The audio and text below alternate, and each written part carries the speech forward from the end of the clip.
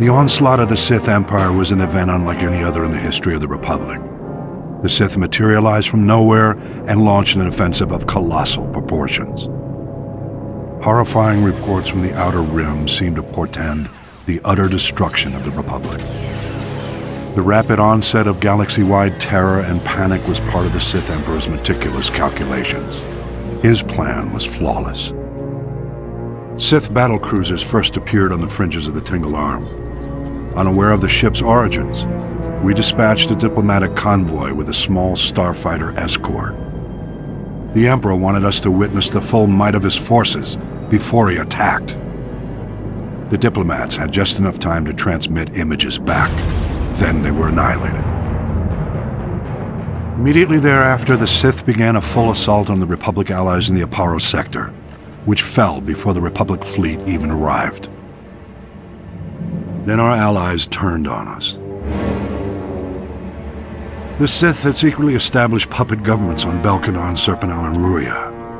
The Republic fleet suddenly found itself in enemy territory, fighting desperately on all sides.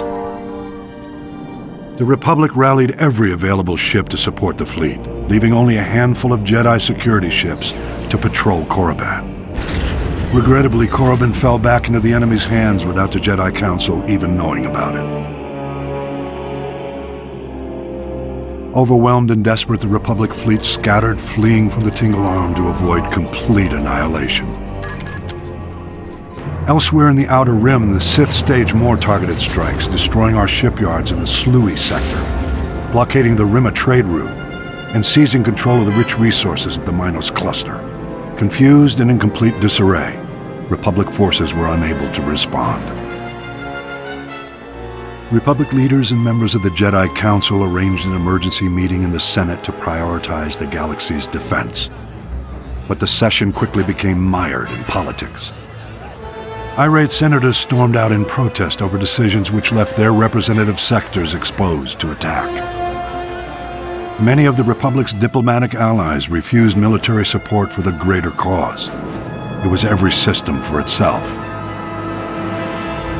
This was perhaps the greatest genius of the Emperor's plot. He had turned the Republic against itself. While the Republic played politics, the Emperor used the time to reconfigure his forces for the long push into the galactic core. All might have been lost in those early years had individual Jedi masters and Republic military leaders waited for the Senate's orders.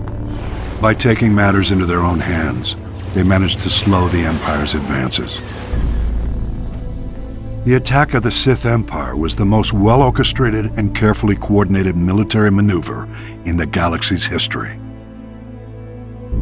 Indications suggest the operation took centuries of planning and preparation. I'll elaborate in my next report.